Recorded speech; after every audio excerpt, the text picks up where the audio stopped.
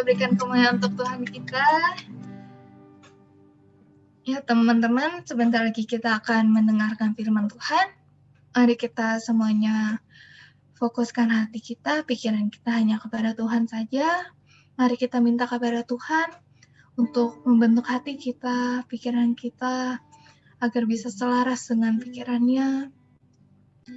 Minta Tuhan untuk membentuk hati kita seperti tanah yang subur agar bisa dibentuk sesuai dengan kehendak Tuhan.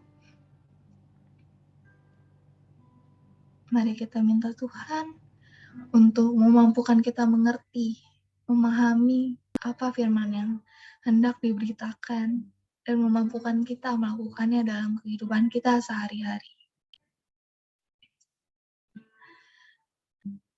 Karena melakukan firman Tuhan, itulah adalah kesukaan hati Tuhan.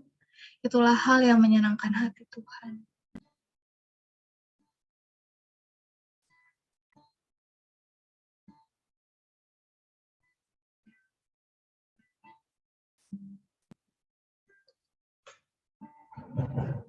Bagi yang sudah siap, mari kita naikkan pujian yang sejati.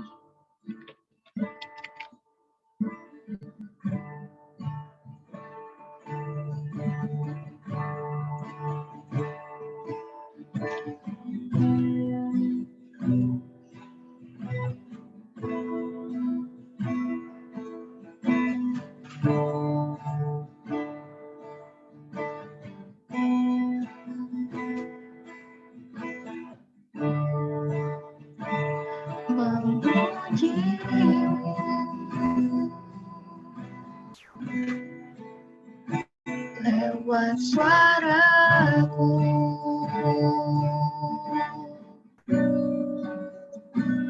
terasa cukup bagiku.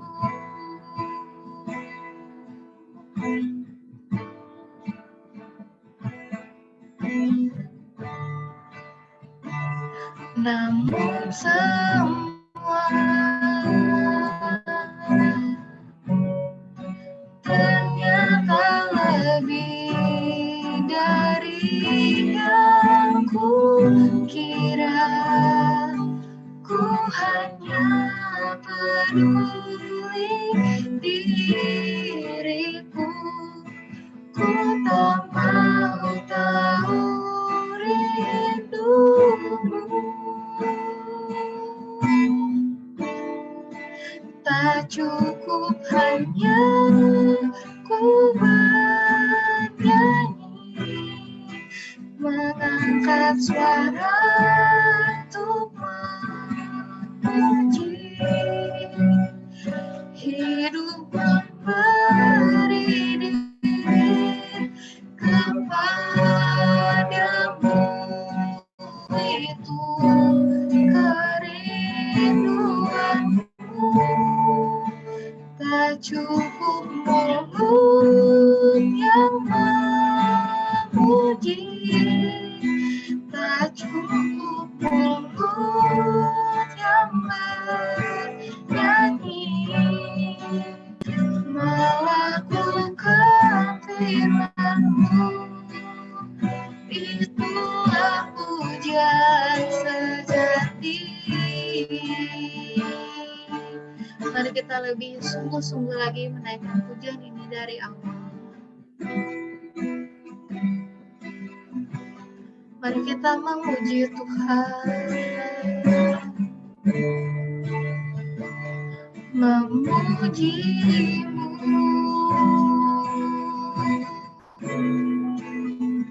lewat suaraku.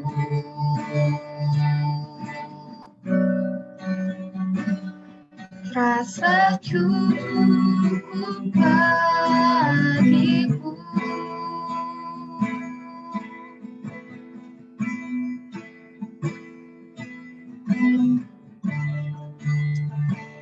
Namun semua ternyata lebih dari yang ku kira.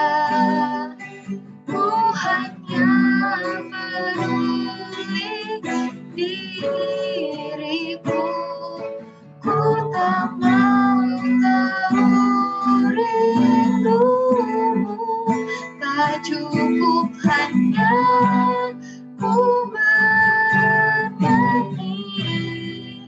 mengangkat suara untuk memuji. Hidup memberi diri kepadamu, itu kerinduanku.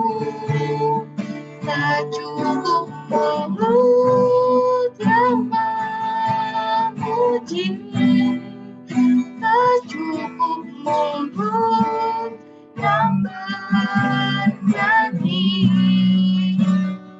melakukan firman-Mu, itulah pujian. Mari kita dengan lembut naikkan pujian ini. Tak cukup hanya ku bernyanyi, mengangkat suara untuk memuji. Hidup memberi diri kepadamu, itu kerinduanmu. Tak cukup mulut yang memuji, tak cukup mulut yang bernyanyi, melakukan firman-Mu, itulah pujian sejati. Tak cukup hanya ku bernyanyi, mengangkat suara untuk memuji. Hidup memberi diri kepadamu, itu kerinduanmu. Tak cukup mulut yang memuji, tak cukup mulut yang bernyanyi, melakukan firman-Mu, itulah pujian sejati. Melakukan firman-Mu, melakukan firman-Mu, itulah pujian sejati. Benar ya Bapa, kami mau belajar firman-Mu pada malam hari ini. Kami juga mau belajar untuk melakukan firman-Mu ya Bapa dalam kehidupan kami. Ajar kami ya Bapa untuk mau mendengar dengan baik, untuk bisa taat melakukan firman-Mu. Engkau yang pakai juga ya Bapa hamba-Mu, Pendeta Karmelia, Engkau yang pakai mulut bibirnya ya Bapa agar bisa memberitakan firman-Mu sesuai dengan kehendak-Mu saja. Terima kasih Bapa, hanya di dalam nama-Mu kami telah berdoa dan mengucap syukur. Haleluya, amin.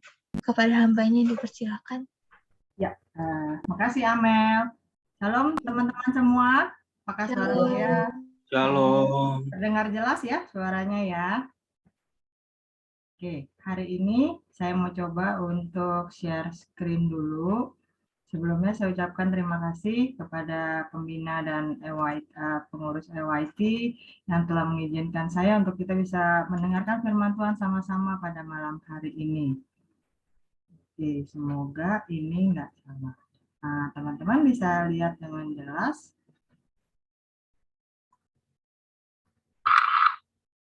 Sudah kelihatan belum ya? Belum muncul CL. Slideshow PowerPoint maksudnya, tapi udah kasih screen-nya udah tampak. Bentar ya.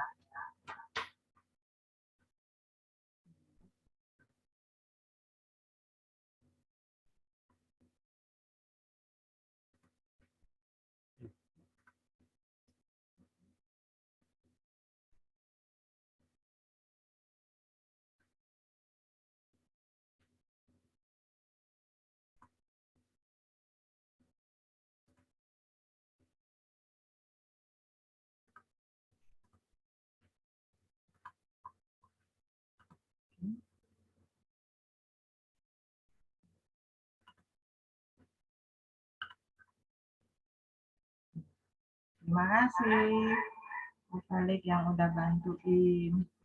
Oke, teman-teman udah kelihatan semua ya.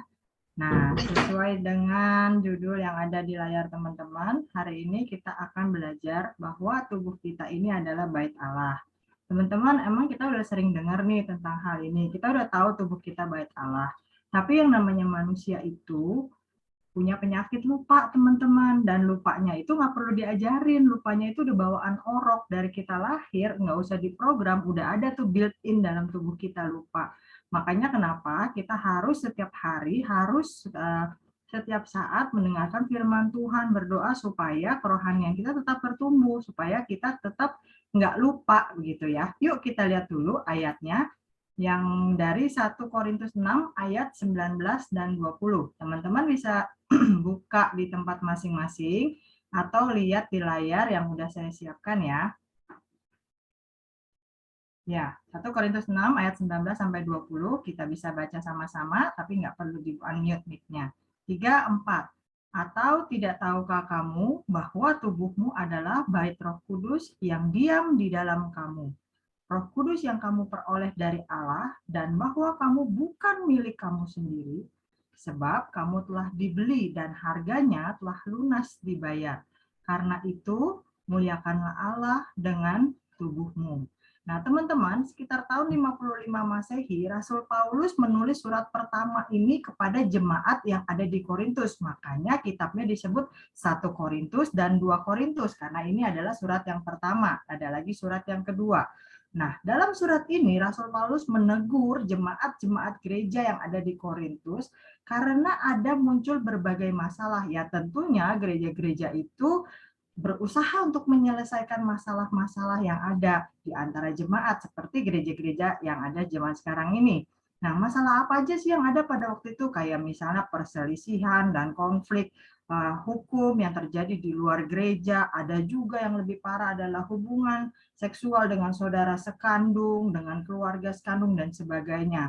Nah, karena perjuangan gereja-gereja untuk memperbaiki dosa yang ada di dalam jemaat inilah, maka ayat ini muncul. Lalu teman-teman, bait Allah itu artinya adalah rumah Allah. Tadi kita udah tahu ya, dibilang tubuhmu adalah bait Allah. Jadi bait Allah sama dengan rumah Allah. Rumah Allah sama dengan kediaman Allah, begitu ya. Nah, kata bait ini berasal dari kata nahos dalam bahasa Yunaninya.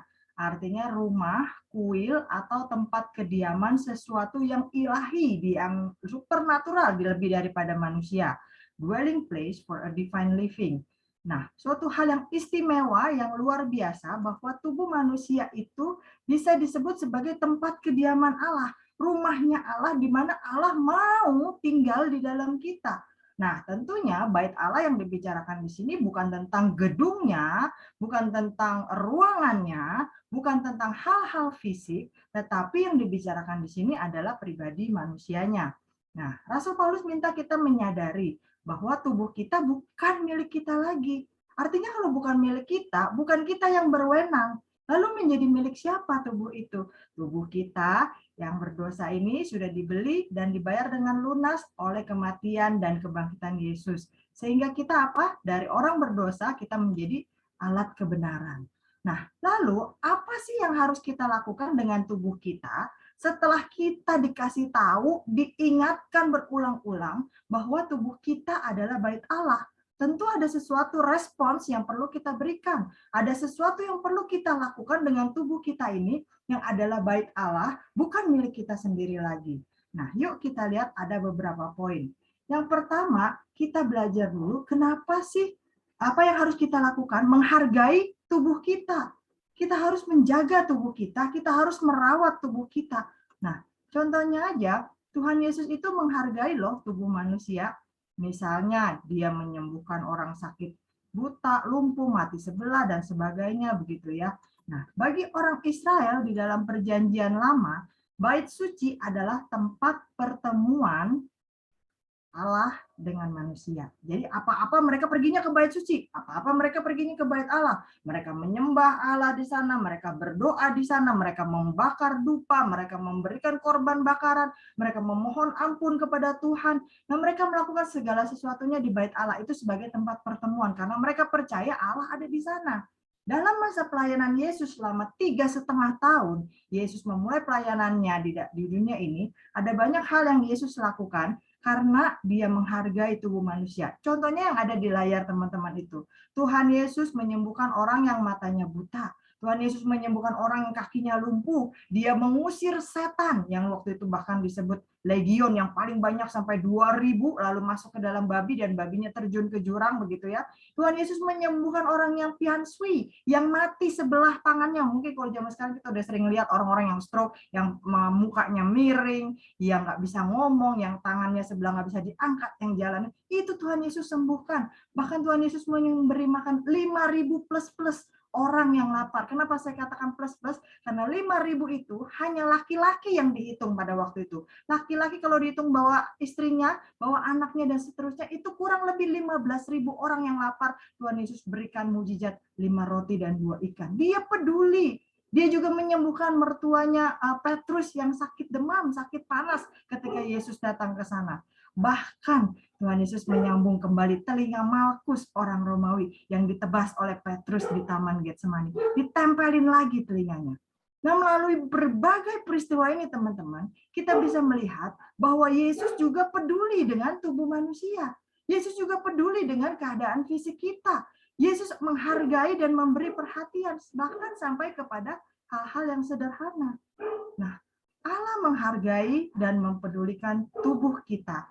Kita yang punya tubuh ini, yang masih hidup di dalam tubuh ini, tentunya juga harus menghargai dan memberi perhatian sama tubuh kita sendiri. Kita harus merawat tubuh kita. Nah, orang seringkali bilang apa? Love yourself. Ini tidak berkaitan dengan narsis begitu ya, selfie-selfie melulu, mengagumi diri sendiri. Tidak, tapi kita perlu pada porsi yang tepat untuk mengasihi diri kita sendiri. Kita suka dengan bentuk wajah kita merawat tubuh kita memperhatikan jangan sampai makanan kita salah, jangan sampai rambut kita kotor, tidak keramas, dan selebihnya. Jangan sampai kita melakukan hal-hal yang justru merugikan tubuh yang Allah sudah berikan kepada kita. Nah, emang ada hal-hal yang bisa merugikan tubuh kita? Ada banyak hal-hal yang bisa kita lakukan dengan sadar atau tidak sadar, tetapi cepat atau lambat malah merugikan tubuh kita yang adalah bait Allah ini. Nah, coba teman-teman bisa lihat sendiri. Itu mulai dari mabuk-mabukan, merokok, narkoba, seks bebas, perzinahan, percabulan, pornografi, makan apa saja sebebas-bebasnya, segala macam dimakan, malas olahraga, sering begadang, kurang tidur untuk hal-hal yang nggak perlu, Netflix kan lah dan sebagainya, nonton TikTok kan lah dan apa, makan tidak teratur dan lain-lain, itu bisa menyebabkan tubuh kita rusak. Mungkin saat ini kita belum merasakan akibatnya. Tetapi kalau hal-hal seperti itu terus-terus kita lakukan, maka lambat tapi pasti akan berpengaruh buruk terhadap tubuh kita, membawa kerugian bagi kita. Nah, selain itu, kalau tubuh ini terganggu, makanya kita juga seringkali merasakan depresi, frustrasi, sampai pengen minum Fanta rasa stroberi begitu kan. Nah, kenapa banyak orang yang sampai nekat bunuh diri? Karena tertekan, karena frustrasi, merasa tidak ada perhatian, merasa terlalu banyak tekanan, merasa penyakitnya nggak pernah sembuh, udah ke dokter mana-mana tapi makin sakit.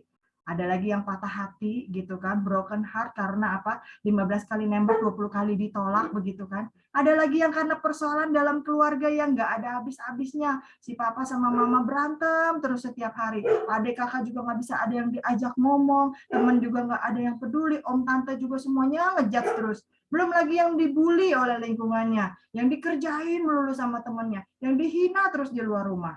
Belum lagi terjerat hutang bunga berbunga. Nah, teman-teman jangan sampai ya, di sini ada yang main-main pinjol dan segala macam. Ah, enggak sih, aku masih kecil. Ya, jangan sampai tertarik mulai dari sekarang. Ada lagi yang benci, dendam, iri hati, sakit hati, dan semua. Akhirnya apa? Membuat orang nekat bunuh diri atau bahkan membunuh orang lain. Nah, kenapa kita nggak boleh bunuh diri atau membunuh orang lain? Oke lah, kalau membunuh orang lain emang nggak boleh ya ngerugiin orang lain. Tapi kenapa sih kita nggak boleh membunuh diri kita sendiri? 1 Korintus 3 ayat 17 berkata, jika ada orang yang membinasakan bait Allah, maka Allah akan membinasakan dia. Sebab bait Allah adalah kudus dan bait Allah itu ialah kamu. Begitu Allah sangat menghargai tubuh kita. Begitu Allah sangat menghargai tubuh manusia. Jadi kalau kita sendiri aja yang bunuh diri kita, artinya kita membinasakan bait Allah. Dan Allah tetap akan membinasakan kita. Teman-teman, ketika seseorang melakukan hal-hal yang merugikan tubuhnya sendiri, sampai dia membunuh diri atau membunuh orang lain, dia membinasakan bait Allah, artinya dia tidak lagi menghargai tubuhnya sendiri atau tubuh orang lain sebagai bait Allah. Bukan hanya menghina Allah, tetapi dia sudah menghujat Allah. Dia tidak peduli dengan sesuatu yang Allah begitu pelihara, begitu Allah jaga, begitu Allah hargai, sampai Allah rela mati di kayu salib, sampai Allah rela melakukan mujizat untuk menyembuhkannya, tapi dengan begitu nekatnya, dengan begitu gampangnya, dia bunuh diri atau bunuh orang lain. Dia menghina tempat kediaman Allah. Nah, teman-teman, mari kalau kita udah tahu Allah begitu menghargai tubuh kita, yuk mulai dari sekarang kita juga hargai dan rawat tubuh kita sebagai bait Allah. Gimana caranya? Mulai dari konsumsi makanan yang sehat dan bergizi, mulai olahraga teratur sebisa kita, sesuai usia kita, porsi kita masing-masing. Rutin bersihkan tubuh, jangan males mandi. Mandinya kapan? 3 kali, 3 hari sekali. Keramasnya kapan? Seminggu sekali. Jangan. Rajin sikat gigi gitu ya. Berpakaian bersih dan sopan. Biasa aja. Ini pokoknya nyaman buat saya. Betul. Tapi kalau kita menghargai tubuh kita sebagai bait Allah, maka kita juga harus menampilkan sesuatu yang sesuai supaya orang lain itu juga bisa menghargai bait Allah. Jangan pakai baju yang ukurannya kekecilan. Baju adik kita dipakai, perutnya kemana-mana, ya, belakangnya kemana-mana begitu ya, keteknya kemana-mana. Jangan lagi yang kayak gitu. Kita berpakaian yang bersih. Jangan sampai bajunya sih bagus, mahal, tapi lama nggak dicuci-cuci. Begitu kita ketemu orang, semua pada tutup hidung. Apalagi zaman sekarang pakai masker aja, kecium. Itu udah parah banget. Jangan kita perlakukan seperti itu. Hargai juga tubuh orang lain.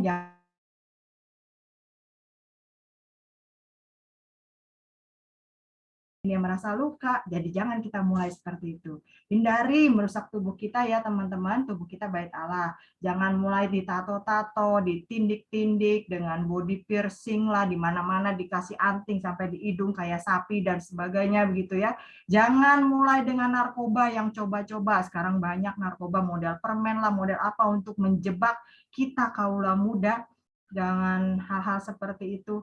Alkohol, nggak apa-apa, cuma di pesta, cuma sedikit, jangan dicoba-coba seperti itu. Apalagi rokok, zaman sekarang kalau nggak ngerokok nggak keren. Pakai vape, sama aja, itu malah lebih merusak ke paru-paru kita. Teman-teman sendiri, saya yakin teman-teman berpikiran modern, bisa googling sendiri akibat-akibatnya.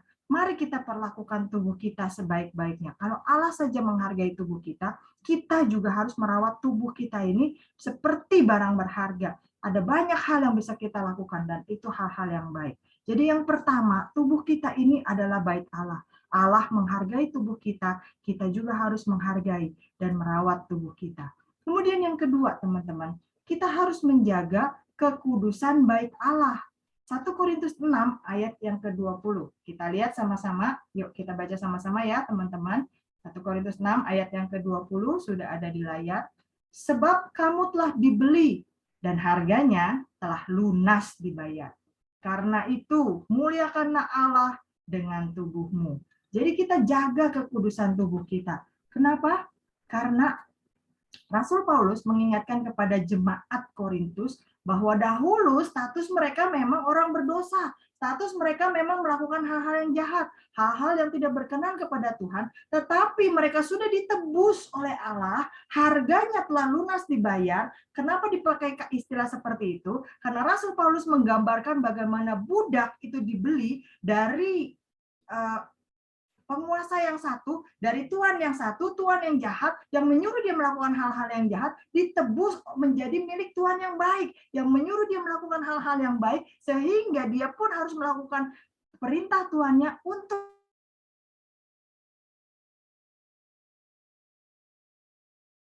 Nah, mereka sekarang sudah menjadi milik Allah, sudah dikuduskan, sudah dibenarkan di dalam Kristus melalui karya penebusannya di kayu salib. perubahan status ini tentu ada konsekuensinya, teman-teman. Konsekuensinya adalah kita harus meninggalkan dosa-dosa kita yang dulu kita kerjakan. Yang namanya dosa itu susah kalau ditinggalkan. Kenapa? Biasanya dosa itu menjerat, biasanya dosa itu enak, biasanya dosa itu nikmat. Kenapa saya harus tinggalkan? Nggak apa-apalah sedikit-sedikit, tapi itu konsekuensinya. Kita sudah dibeli, kita sudah ditebus, kita sudah dibenarkan, kita sudah disucikan, tinggalkan dosa yang lama. Yang kedua, bukan cuma meninggalkan dosa, tapi kita harus menjalani hidup kita selanjutnya dengan standar yang baru, dengan segala sesuatu yang berguna bagi diri kita dan memuliakan Tuhan. Itu standar barunya. Jadi setelah kita ditebus, kita nggak lagi pakai standar yang lama. Nggak apa-apalah, begini aja, cincailah, nggak apa-apalah, sedikit-sedikit. Enggak, kita punya standar yang baru, yaitu segala sesuatu berguna bagi diri kita dan juga memuliakan Tuhan. Nah, kalau tubuh kita adalah bait Allah, tapi tubuh ini tetap kita kotori, tubuh ini tetap kita cemari, tubuh ini tetap dalam kondisi yang najis, pasti Allah juga nggak mau tinggal di dalamnya. Contohnya aja teman-teman, mungkin kalau kita punya kamar sendiri-sendiri di rumah kita ya, atau kita tinggal di rumah orang tua saat ini, tapi rumahnya kotor, nggak pernah disapu, kemudian sampah ada di mana-mana, dibuang sembarangan, piring-piring kotor, gelas-gelas kotor bekas makan nggak dicuci, ditaruh terus di wastafel tempat cuci piring, yang akhirnya menimbulkan bau-bauan. Kalau habis pipis atau pup itu juga nggak disiram di WC. Nah, teman-teman bisa bayangkan kalau kita tinggal di rumah yang seperti itu, kira-kira nggak bakal sehat, baunya ngambrong luar biasa yang nggak bagus, dan tentunya kita juga pasti nggak mau. Orang normal tidak akan mau tinggal di rumah yang kotor seperti itu. Orang normal. Nah, kalau diri kita adalah bait Allah, tentunya Allah juga pengen rumahnya bersih. Tentunya Allah juga pengen rumahnya kudus. Tentunya Allah juga pengen rumahnya tidak dicemari. Ada banyak hal yang bisa kita lakukan yang bisa mengotori diri kita sebagai bait Allah. Yang mungkin tanpa sadar, sedikit demi sedikit kita simpan itu dan akhirnya mencemari hidup kita, mencemari kekudusan bait Allah.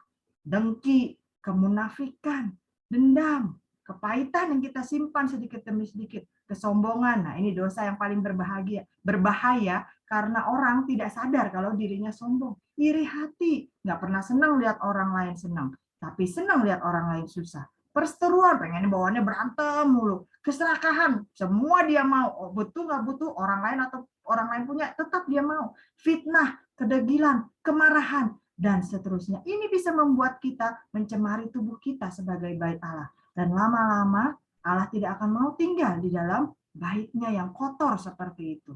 2 Korintus 5 ayat 17 berkata apa?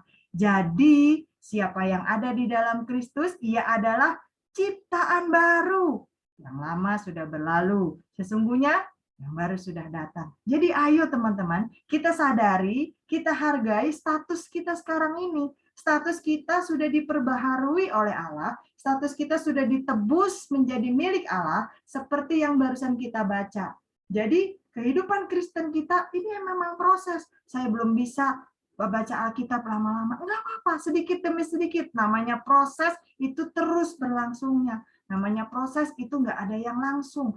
Nah, teman-teman, kehidupan kita proses perubahan dari satu hari ke hari lainnya, dari satu dosa berhenti kemudian kepada kehendak Allah yang terus kita lakukan. Roma 12 ayat 2 berkata, janganlah kamu menjadi serupa dengan dunia ini, tetapi berubahlah oleh pembaharuan budimu, sehingga kamu dapat membedakan mana kehendak Allah, apa yang baik, yang berkenan kepada Allah, dan yang sempurna. Ini yang harus kita lakukan. Jadi kita perlu berubah oleh pembaharuan budi kita. Gimana caranya? Sekali lagi nggak bosan-bosan saya bilang, baca Alkitabnya. Karena Alkitab itu bisa membuat pikiran kita terbuka, bisa kita mengerti kehendak Allah, bisa mengajarkan ada banyak hal bagi kita. Nah, teman-teman, bagaimana kita bisa menjaga kekudusan hidup kita dengan terus diperbaharui oleh Roh Kudus? Gimana caranya? Nah, Filipi 4 ayat yang ke-8. Jadi akhirnya saudara-saudara, semua yang benar, semua yang mulia, semua yang adil, semua yang suci, semua yang manis, semua yang sedap didengar, semua yang disebut kebajikan dan patut dipuji. Disuruh ngapain?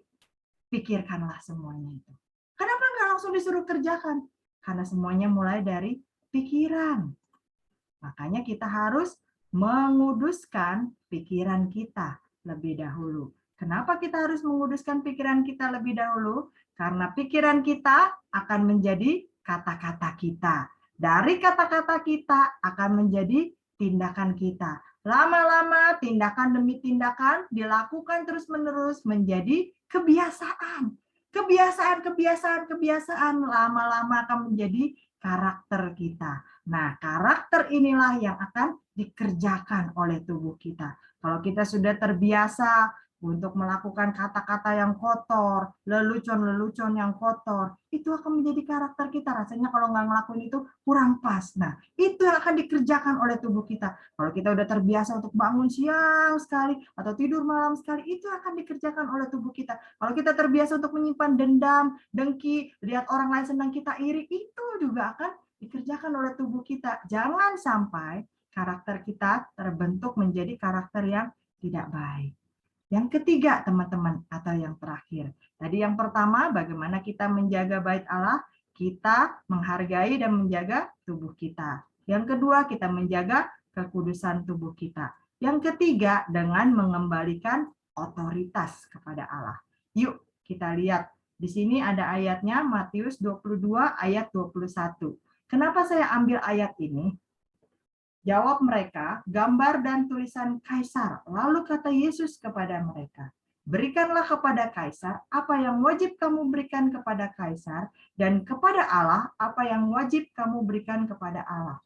Nah, teman-teman, Allah menciptakan kita, dia juga yang berhak mengambil kembali apa yang menjadi miliknya.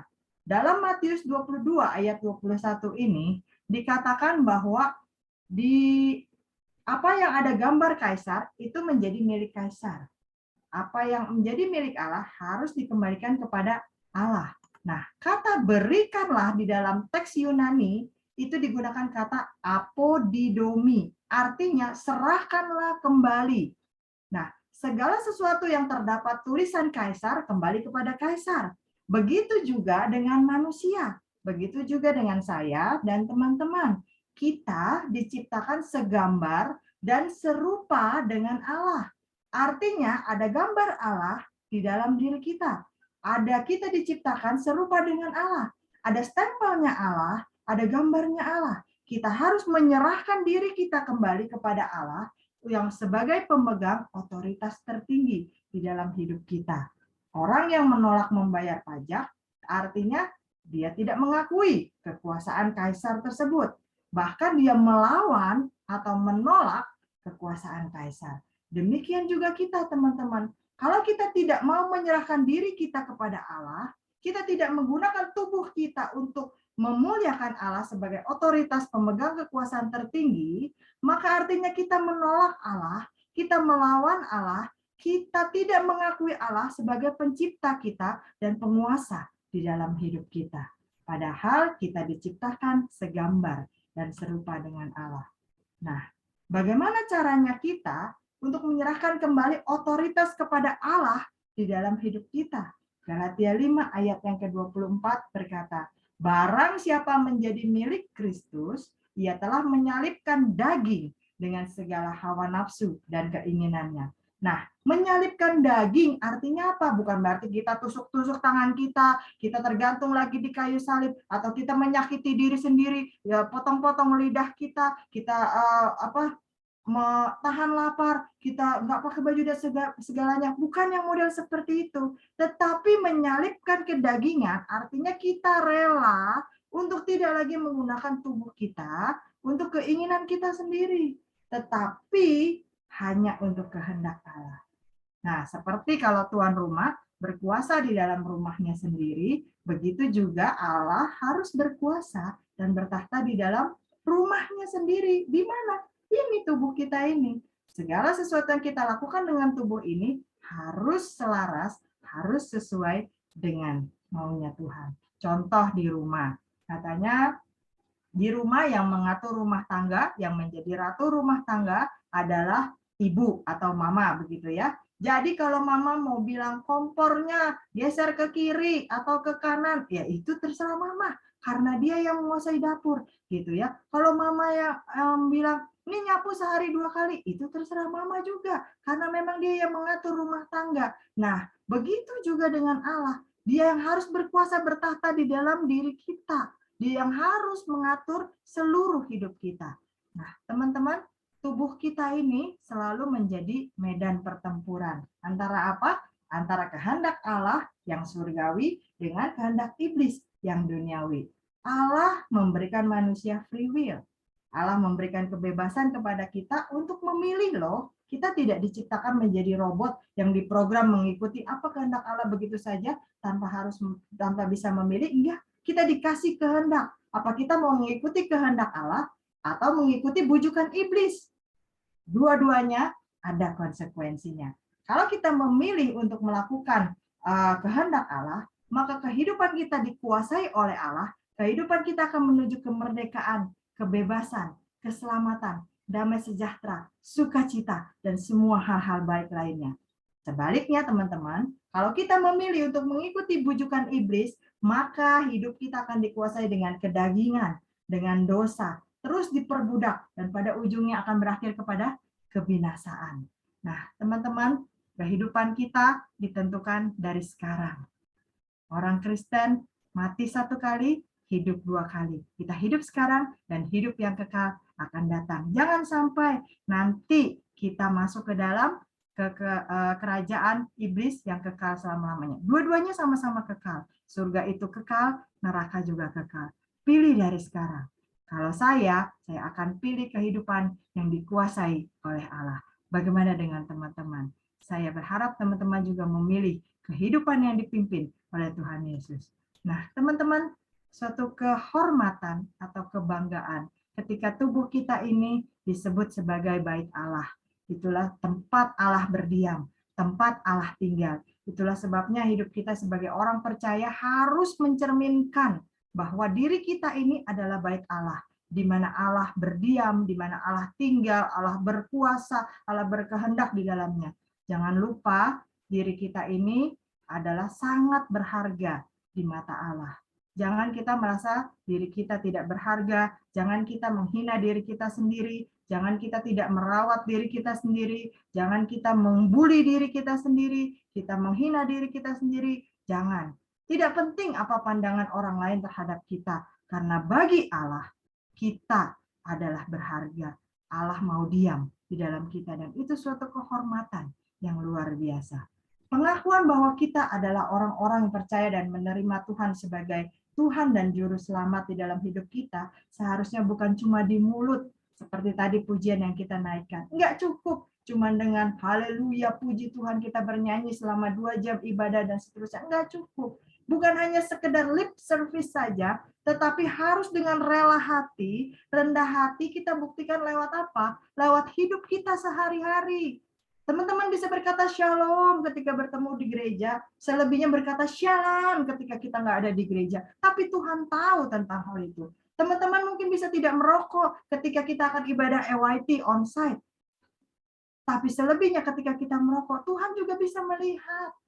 Jadi jangan lakukan itu sekedar lip service, jangan lakukan itu sekedar kita ada di mana, tapi lakukan itu setiap hari, setiap saat, karena mata Tuhan melihat. Buktikan lewat hidup kita sehari-hari, bagaimana kita memperhatikan hidup kita menghargai tubuh kita menjaga kekudusan kita, mulai dari pikiran kita, karena semuanya bermula dari sini, sehingga karakter kita juga akan terbentuk sesuai dengan yang Allah mau, dan pada akhirnya kita mengembalikan otoritas yang menjadi milik Allah. Nah, teman-teman, mari kita hargai, kita rawat tubuh kita jaga kekudusan kita kembalikan otoritas Allah di dalam hidup kita. Jadi hari ini kita kembali diingatkan bahwa tubuh kita ini adalah bait Allah. Bagaimana kita harus perlakukan tubuh kita? Kita jaga dan rawat tubuh kita jaga kekudusan kita kembalikan otoritas Allah dalam hidup kita. Amin, teman-teman. Mari kita sama-sama berdoa. Bapa di dalam surga, terima kasih Malam ini kami kembali diingatkan bahwa tubuh ini bukan milik kami sendiri. Gak boleh kami gunakan seenak-enaknya, gak boleh kami rusak, gak boleh kami sakiti, melainkan harus kami rawat. Allah sudah menunjukkan bagaimana Allah begitu menghargai tubuh manusia. Allah menyembuhkan yang sakit, Allah menolong, Allah melakukan berbagai mujizat, bahkan memberi makan yang lapar. Tuhan, ampuni kami. Kalau selama ini mungkin kami lupa bahwa Allah memberi kehormatan, Allah mau tinggal di dalam tubuh kami. Kami harus menjaganya baik-baik. Ampuni kami Tuhan, kalau untuk rutinitas sehari-hari kami malas membersihkan diri kami. Kami tidak mau merawat diri kami. Kami makan makanan apa saja seenak-enaknya. Kami mengumpulkan berbagai macam penyakit di dalam tubuh kami yang lambat tapi pasti satu kali kami akan menikmati hasilnya. Tuhan, ampuni kami. Mulai dari sekarang, kami ingin merawat tubuh kami ingin menghargainya sebagaimana Allah menghargai kami.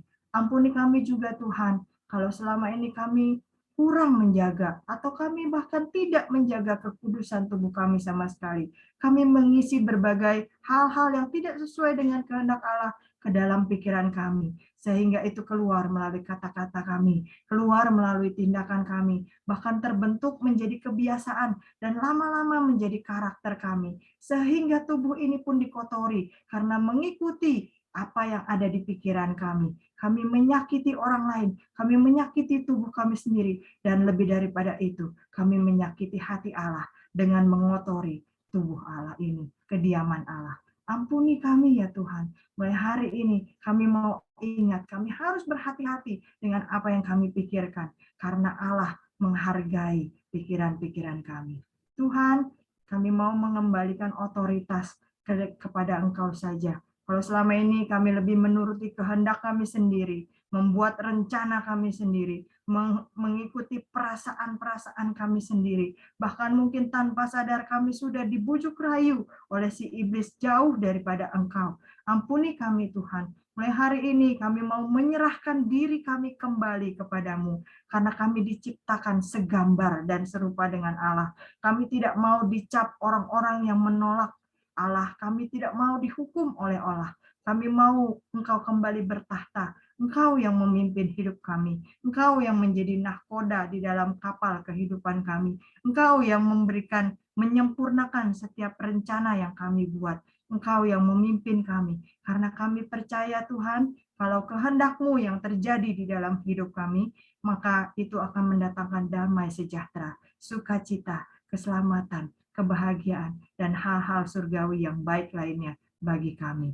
Walaupun mungkin saat ini kami belum mengerti, kami belum melihatnya, tetapi lambat namun pasti hal itu akan terjadi di dalam hidup kami.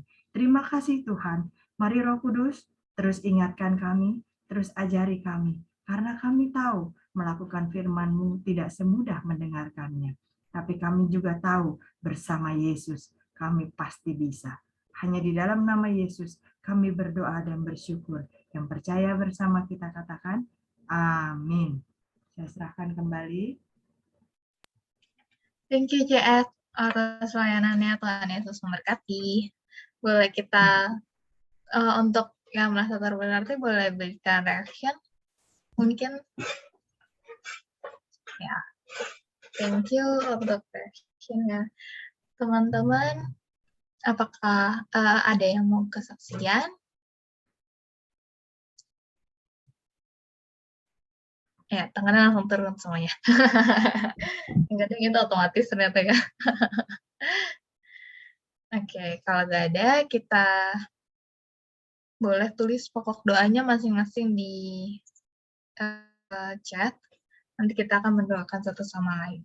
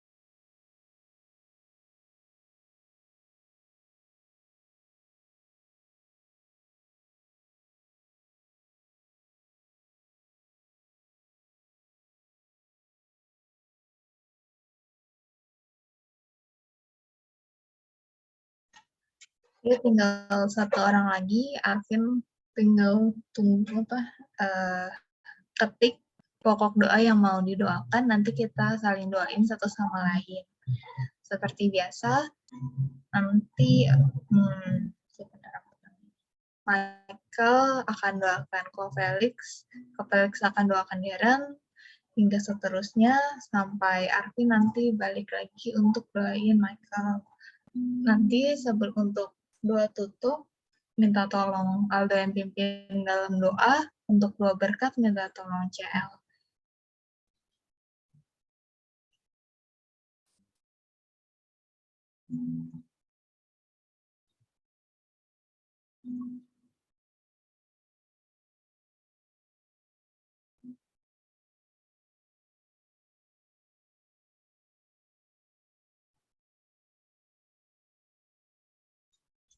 Oke. Kita sebelum mendoakan satu sama lain, mari kita naikkan pujian, jadikan kami satu. Jadikan kami satu, seperti kerinduanmu, agar dunia tahu bukti nyata dari kasih-Mu. Sebelum kami pergi memberitakan kasih-Mu, mulailah dari kami lebih dulu, jadikan kami satu. Mari kita on mic-nya, saling doain. Tuhan Yesus. Datang ke Bapa, terima kasih boleh mendoakan satu Allah ya Bapa, Tuhan, doakan segala macam bahaya, bukan itu corona Tuhan atau kejahatan dunia Tuhan yang di luar pun juga kalau ya Bapa, Tuhan ingin melakukan hari itu Engkau bikin kekemalan bersama Bapa, Yesus Kristus keluarga Tuhan, itu kan Engkau pimpin PTS Tuhan, dan melakukannya Tuhan bagi Tuhan. Ini Bapa jadi menyerahkan hal ke dalam tangan Kau saja. Dengan Tuhan Yesus terus berdoa dan bersyukur. Amin. Dalam Yesus kami berucap syukur ya. Bapak, kami berterima kasih Tuhan buat segala berkat-Mu Tuhan sepanjang minggu ini Tuhan, dan juga Tuhan buat ibadah kami Tuhan, di mana kami bisa berkumpul dan beribadah Tuhan walaupun melalui online Tuhan. Tuhan berkati juga Tuhan supaya Tuhan ibadah offline akan datang Tuhan di awal Tuhan, Tuhan berkati Tuhan sertai Tuhan, jauhkan dari segala gangguan penyakit dan bahaya yang ada Tuhan. Dan juga Tuhan buat teman-teman kami yang tidak bisa hadir hari ini Tuhan, Tuhan yang berkati, Tuhan ingatkan Tuhan supaya bisa hadir di minggu yang akan datang Tuhan. Dimaksud Yesus Tuhan, hanya dalam nama Tuhan kami berdoa dan bersyukur Tuhan. Mari kita angkat kedua tangan kita siapkan hati kita untuk menerima berkat Tuhan. Maka sekarang turunlah atas kita semua sekalian kasih karunia dari Allah Bapa kita di dalam surga, pengampunan dan kekuatan dari Tuhan Yesus Kristus, Juru Selamat kita, damai sejahtera, sukacita, dan persekutuan yang manis dari Roh Kudus turun menyertai setiap langkah kita, mulai dari malam ini sampai selama-lamanya. Dalam nama Yesus, dan percaya bersama kita katakan, amin.